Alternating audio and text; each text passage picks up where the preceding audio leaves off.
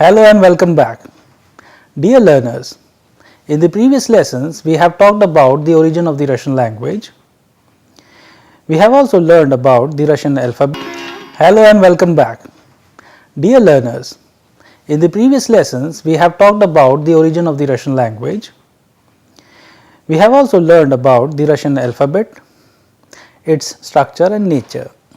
As we have discussed that in Russian language, we have vowels and consonants, and according to the combination of vowel and consonants, we distinguish different sounds.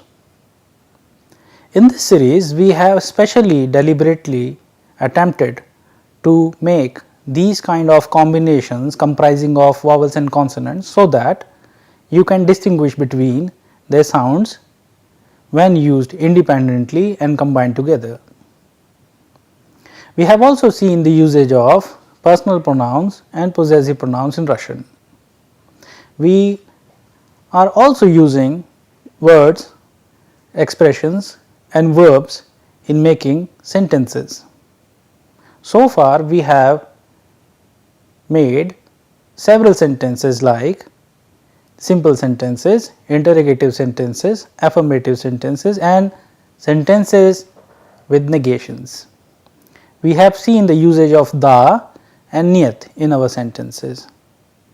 We use da in the affirmative and niyat in the negation.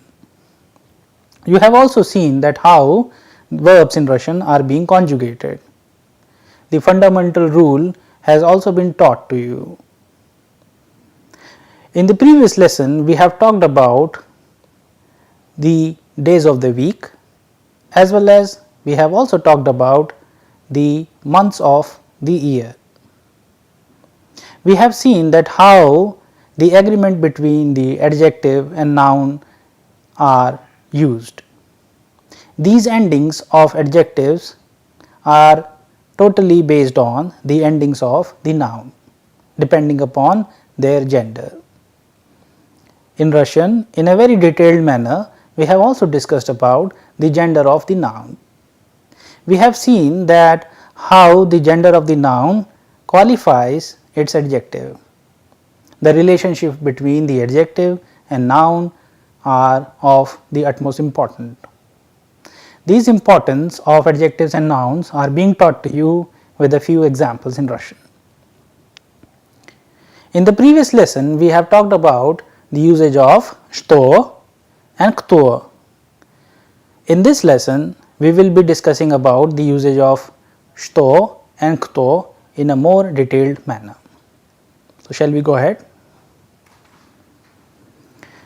Dear learners, in the previous lessons, we have used the какой, какая and какое. As we have been discussing about the usage of какой, какая and какое, which indicates the gender of the adjective. These endings of adjectives according to the gender of a noun is used, as we use какой, which signifies which. For example, we have used новый журнал for masculine gender, новая книга for feminine gender and новое окно for neuter gender. We have also discussed about the gender of these nouns, where accordingly we have used the endings of the adjectives. Here now we are clubbing them together, so you have a fair idea of their ending as well as their construction. Please pay attention to these words and their adjectives and compare them. Masculine, feminine and neuter gender. Новый журнал, новая книга, новое окно. Красивый парк, красивая девушка, красивое здание. Маленький город, маленькая рубашка, маленькая деревья. Хороший человек, хорошая женщина, хорошее пальто. And последний день, последняя статья and последнее задание. These all new words and expressions were discussed. Now, here we can see that how the ending of masculine, feminine and neuter are changing according to the ending of their nouns. For example, in masculine gender, we have nouns like journal, park, gorad, chilavek and jain, and accordingly the ending of the adjective is changing, like novi, krasivi, malinki, kharoshi and последний. Likewise, in the feminine gender also, where we have nouns of the feminine gender, the adjective of the feminine gender are changing accordingly. Please pay attention. Новая книга, красивая девушка, маленькая рубашка, хорошая женщина and последняя статья. In the neuter gender also, if you pay attention to the ending of the noun, the ending of the adjective are changing accordingly. Like новое окно, красивое здание, маленькое дерево, хорошее пальто and последнее здание. So, these are the examples where we have used какой, какая and какое according to the gender of the noun, and accordingly the ending of the adjective is qualified. Let us see a few more examples where the plural nouns interrogative word какие is used. Какие? Какие это журналы? Это старые журналы. Какие эти книги? Это новые книги. Какие эти письма? Это последние письма. Dear learners, if we pay attention to the ending of the nouns, they are in plural. Журналы, книги and письма means magazines, books and letters, and accordingly if you pay attention to the interrogative word какие is used. So, likewise you can also use какой, какая, какое and какие in making your own sentences. You can use these какой, какая, какое and какие in your own sentences, and combining together you can make simple text.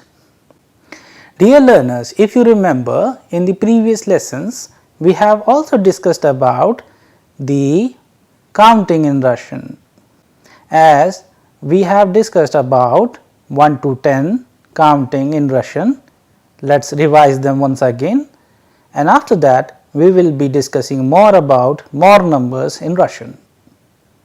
Please pay attention to the sequence as well as to the pronunciation of these new words.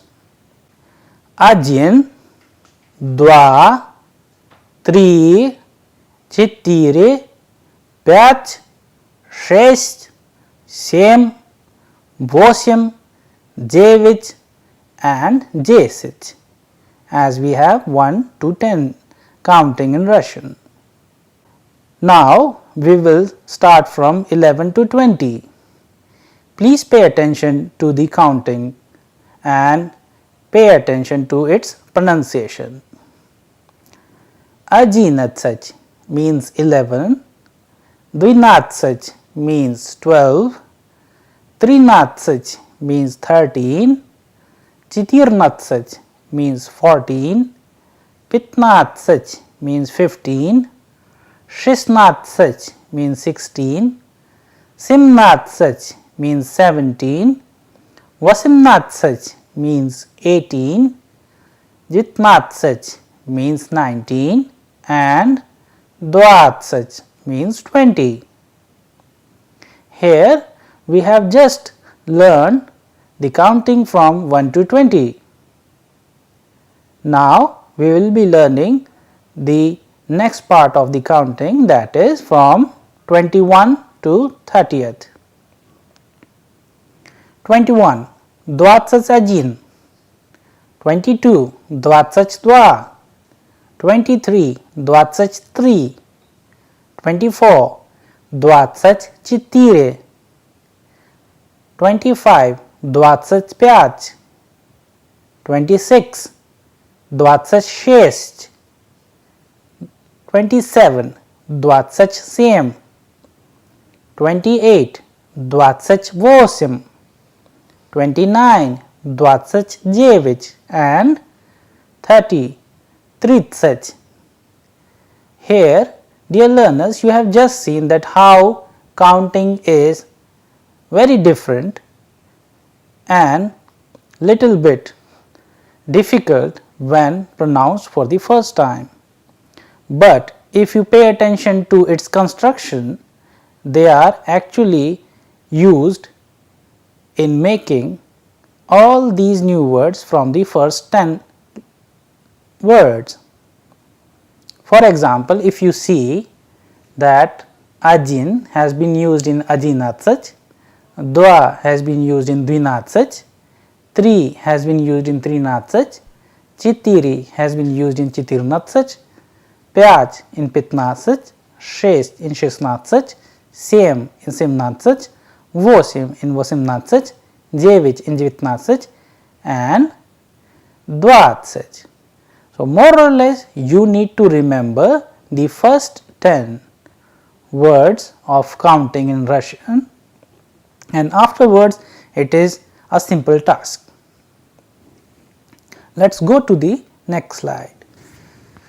If you pay attention to the counting from 40 to 100, we have used sorak for 40, Pijisyat for 50, Shijisyat for 60, Simjisyat for 70, Vasimjisyat for 80, Jivinosta for 90 and Sto for 100. You can remember all these new words and use them in your own sentences. Dear learners, let's learn a few more new Russian words and expressions. As we have been discussing about, if you need to ask somebody how old he is or she is, we use a construction like skolka vam liet, which means how old are you. In reply to that, we always use minie, then you use your counting. For example, if somebody is 20 years old, he would say minie 20 liet. If somebody is 25 years old, for example, he would use minie 25 liet. And accordingly in Russian, as we have just learned that in Russian we have days of the week as well as months of the year, but a year is called god in Russian. And accordingly, like we have just counted chas in Russian, один час, два часа, три часа, четыре часа and 5 часов. Likewise, we also count god, один год, два года, три года, четыре года and 5 лет. This rule you need to remember, and whenever we are using more than 5, we use let in place of god. Please remember this. Let's go to the next sentence now. Skolka ему лет? How old is he? Or skolka ей лет? How old is she? Ему один год. He is 1 year old. Ему 2-3-4 года. He is 2 or 3 or 4 years old. You can use such constructions by your own. Let's go to the last sentence now. Ему 5, 6, 20 лет. So whenever beyond 5, we are using 5 as лет. Ему 5 лет, ему 6 лет or ему 20 лет. He is 5 years old, he is 6 years old or he is 20 years old. Please remember the basic rule which is applying here, how to change year from 1 to 4 and then 5, as well as the usage of minie, cibie, ему, ей, nam, vam and im. We will of course be discussing about the usage of these pronouns in a dedicated lesson. Before this, let us learn a few more verb conjugations. As we have discussed about the ending of these verb conjugations, here we have two new verbs. The first one is pisach, which means to write. We have the second verb here is uchitsa, which means to study. Dear learners, as in the beginning itself, if you pay attention to the ending of these verbs, like in the case of the first one pisach, it ends with the and soft sign, whereas in the second verb it is ending with sa and ya, that is why the pronunciation is uchitsa. Whenever these verbs with such kind of endings are used, you conjugate them according to the rule applied. Please pay attention to the conjugation of these verbs and their pronunciation till I read it for you. Я пишу, ты пишешь, он, она пишет, мы пишем, вы пишете and они пишут. Учится. Я учусь, ты учишься, он, она учится, мы учимся, вы учитесь and они учатся. Here, if you compare it with the first verb conjugations, they are totally different, but it is really simple to remember them only by understanding their endings. You must always keep in your mind and learn them according to their endings and the fundamental rules applied. You can also use these verbs in your own sentences. Let us go to the next set of verbs, pisach and uchitsa. Here again you can see the ending of these verbs and accordingly how they are being conjugated. Please pay attention to the conjugations and pronunciations. Pisach.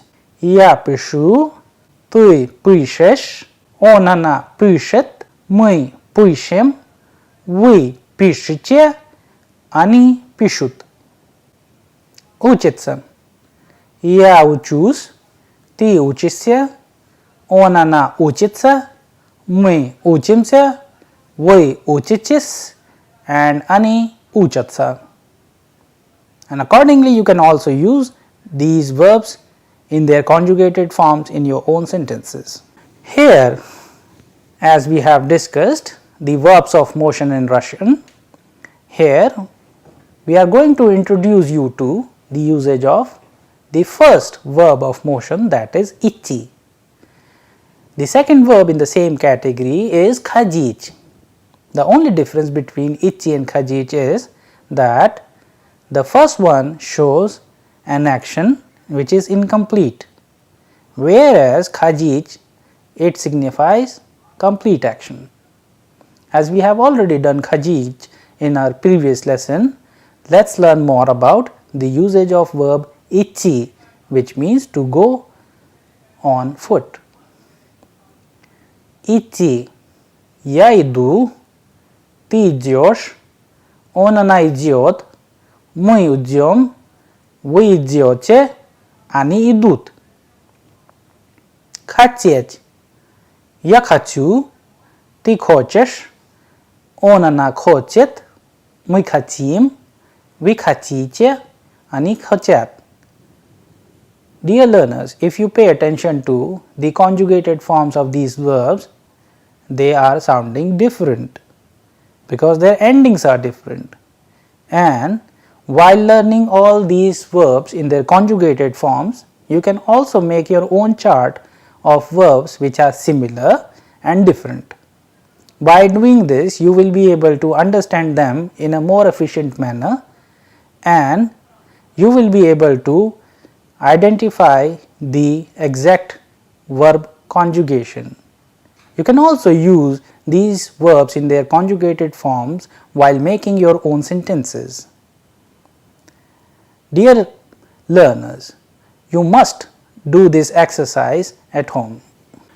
Dear learners, let's listen to this dialogue now, as there are some expressions which will prove to be very important in your day-to-day communication. Please pay attention to the words and expressions while I read it for you. Дайте мне, пожалуйста. The verb дать, which means to give, has been used here, is basically used in dative case. Let's look at the conjugation of the verb дайте мне. It is in we form. Вы дайте мне, пожалуйста. Give me please. The title of the dialogue is в магазине, which means at the shop. У вас есть красный и зеленый карандаш? Да, есть. А синий? Тоже есть. Вот разные карандаши. Дайте мне, пожалуйста, один красный и один синий карандаш. У вас есть красная шуба? Да, вот она. А черная шуба? Тоже есть. Пожалуйста. Dear learners, if we look at the dialogue here we have certain expressions like дайте мне, пожалуйста, which means give me please. You can always use this expression when you are into a Russian setting. Whenever in a Russian speaking atmosphere or environment, you can use these expressions which will prove to be very important for you. Here we have again used several words which signifies colors in Russian. Krasny is red, zelyony is green, sinny is blue, and when we use raznie, it means different. You can use raznie with anything. Raznie люди means different people, разные друзья means different friends, разные вещи means different things. Like we have used here разные карандаши means different pencils. Here again another thing which is shuba, fur coat. Since Russia is a very cold country, shuba is very popular. So this is again a very important word. У вас есть красная шуба? Да, вот она. А черная шуба тоже есть. Here and again another word тоже has been used, which means, as you know, means also. Пожалуйста here has been used in a context of saying спасибо, which means thank you. Let's go to the next section. Here in this dialogue form text we have used again different words and expressions. Please pay attention to the words and expressions while I read it for you. В киоске means at the kiosk. У вас есть независимая газета? Do you have the independent newspaper? Да, есть. Только она не сегодняшняя, а вчерашняя. Yes, have, but not of today's, yesterday's. As in Russian we use сегодня for today, вчера for yesterday and завтра for tomorrow, as we have discussed about in the previous lessons. Let's repeat once again. Да, есть. Только она не сегодняшняя, а вчерашняя.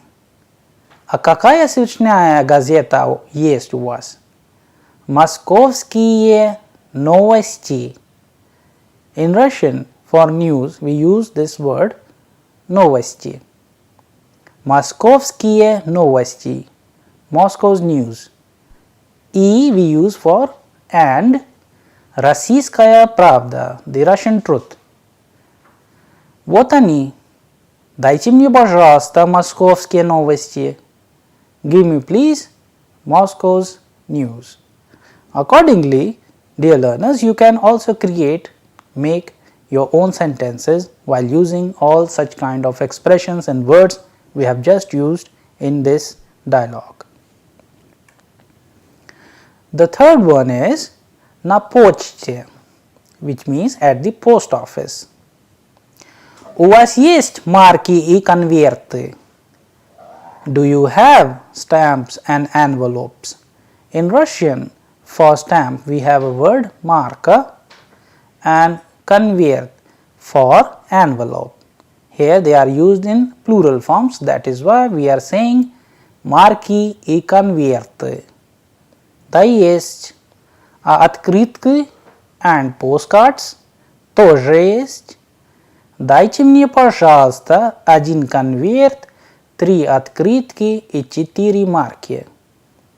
Here you have used 1, 3 and 4.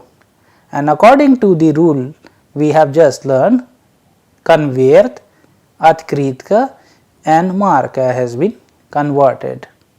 Один конверт, 3 открытки и 4 марки. Вот, пожалуйста, спасибо. Here in this series we are going to learn more about such dialogues that with the help of these dialogues we will be able to understand the exact meaning of these expressions in Russian. The title of the last dialogue is Doma, means at home. Papa, Natasha, ты хочешь мороженое? Мороженое means ice cream.